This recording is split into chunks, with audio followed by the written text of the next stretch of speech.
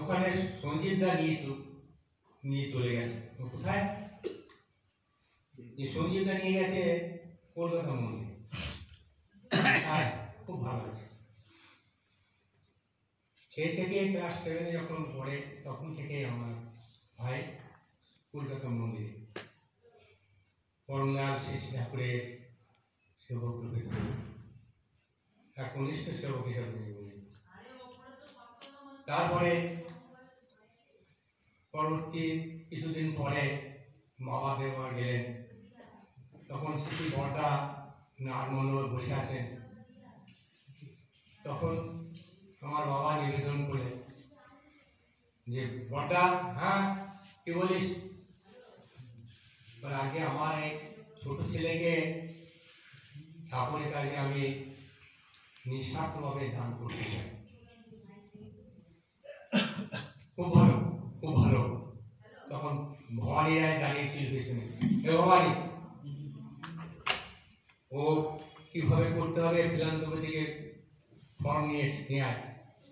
ভবানী রায় philanthropy থেকে form নিয়ে আসেন।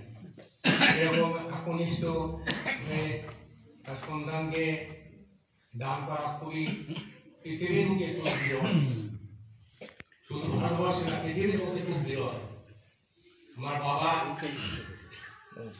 ঠাকুরের খুব কাছের মানুষ ছিল। তখন সেই ফর্মে বাবা ফর্ম ফিল আপ করে ফিলান্থ্রপি জমা দেন, ওই ফিলান্থ্রপিতে জমা দেন। ভবানীরা হাতে দিলেন ফিলান্থ্রপি জমা। এই সেই থেকে সালটা আমার ঠিক মনে নাই। সেই থেকে আমার ভাই কলকাতা মন্দির সৃষ্টি হয়েছে এবং আমার সঙ্গে গভীর একটা প্রীতি সম্পর্ক ছিল এবং আছেও। কিন্তু আজ আমার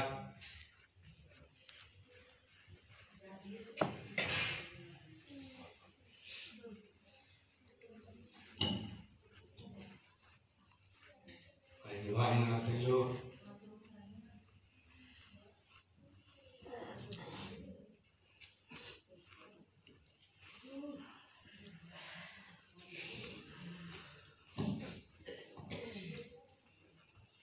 আমি নিজে চিন্তা করতে পারছি না যে আমার ভাই কি করে চলে গেল, কিভাবে সে আমার ছেলে গিয়েছিল মুখাগ্নি করেছে, তার নিঃসন্তান ছিল। সে রাত্রে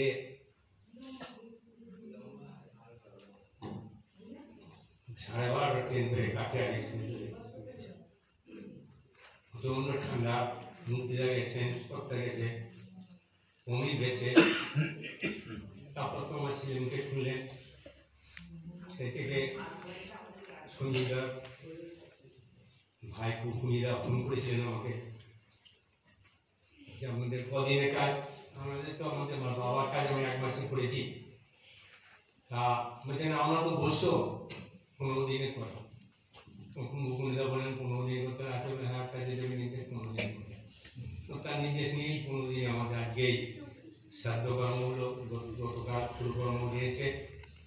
আজকে এই সুন্দর দিবসের সৎসঙ্গ, তাই আত্মার বড় মুক্তিরা আছেন, আমার সঙ্গে তারা আছেন, হ্যাঁ তারাও আমার ভাই সম্পর্কে খুব ভালো জানে।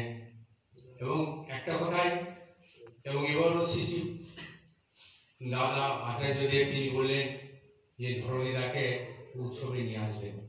গতবার বলেছিলেন এবং গাড়ি করে নিয়ে আসবেন, এবং গাড়ি ভাড়া দিয়ে দেওয়া হয়েছে। সেখান থেকেও আমার ভাই উৎসবের জন্য 500 টাকা দিয়ে গেছে। এবং এবারও তিনি বললেন যে ধরণীদাকে নিয়ে যাবেন উৎসবে, এবং তিনি আচার্যদেব তিনি ইচ্ছা প্রকাশ করেছেন কাটোয়া মন্দিরে আসবেন।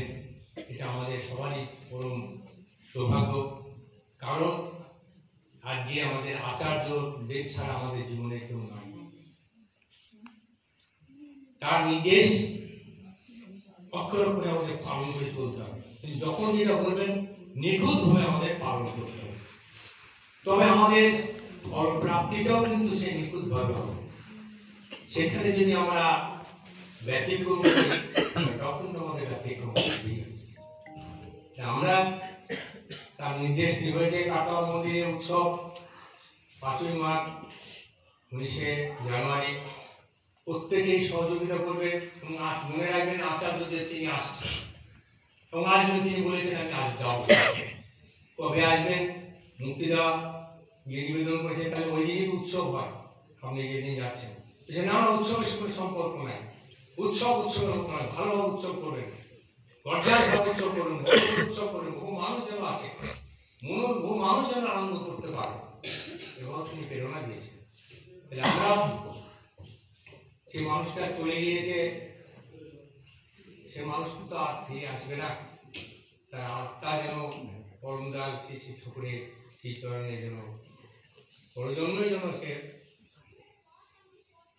ইষ্টের কাজ যেন করে।